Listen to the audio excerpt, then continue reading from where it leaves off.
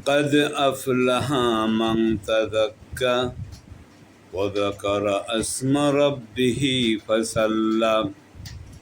সূরা আলা 14-15 নম্বর আয়াতে আল্লাহ বলেন, নিশ্চয়ই সাফল্য লাভ করবে সেই যে নিজেকে শুদ্ধ করে এবং তার পালনকর্তার নাম স্মরণ করে আর নামাজটা আদায় করে। এই শুদ্ধ আর নামাজটা কি, মানে আল্লাহর নাম স্মরণ করে। আল্লাহ এখানে সুন্দর একটা জান্নাতে যাওয়ার এবং জান্নাত পরিবেশে থাকার দুনিয়ায় এবং আখেরাতে একবারে সহজ দুটি কথা এখানে আমাদেরকে বুঝাতে চাইছেন। সে দুটি কথা হলো কি, উনি বলতে চাচ্ছেন সেই ভাগ্যবান যে নিজেকে শুদ্ধ করে। শুদ্ধটা হলো জিকির করে আর নামাজটা আদায় করে। এখন জিকির কি?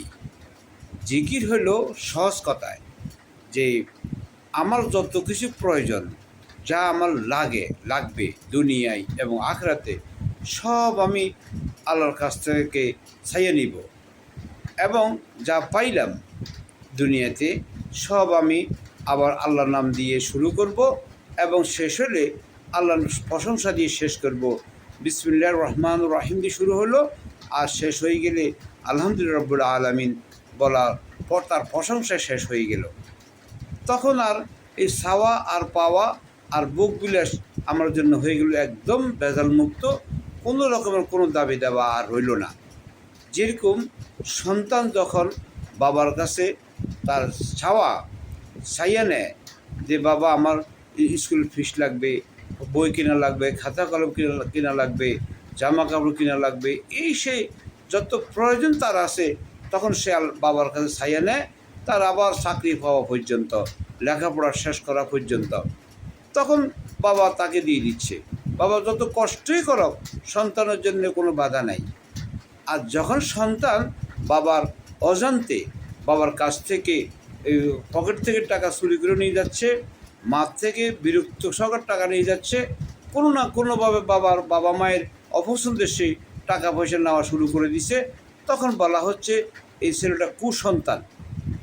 এই সন্তানকে না ঝামেলা সইতে একসময় দেখা গেছে কি এই সন্তানের প্রতি বাবা মায়ের বিরক্ত, যা আমরা দেখতেছি বিভিন্ন নামে তাকে বলা হয় নেশাখোর, জুয়াখোর, কুসন্তান, মাস্তান, যত রকম বাজে কথা আছে সব আমরা তাকে বলে ফেলতেছি। কেন? সে বাবা মার কাছ থেকে তার অবাধ্য হয়ে গেছে, তার বাবা মায়ের সিদ্ধান্তে সে চলে না, কেউ ছাইয়ে নেয় না। এরকম ঠিক সেম ঘটনাটা এরকমই আমরা আমাদের জন্যে, যে আমরা যত কিছু প্রয়োজন আমরা আল্লাহর কাছে ছাইয়ে নিব আর যা পাইলাম আমরা আল্লাহর নাম দিয়ে নামে শুরু করব আর শেষ হয়ে গেলে খাওয়া পড়া যত কিছু আছে আলহামদুলিল্লাহ বলবো। তখনই বিশুদ্ধ হয়ে যাব আর দুনিয়ার জান্নাত এবং পরকালের জান্নাত একবারে সহজ হয়ে যাবে। আল্লাহ আমাদের জন্য আমল করা সহজ করে দাও, আমিন।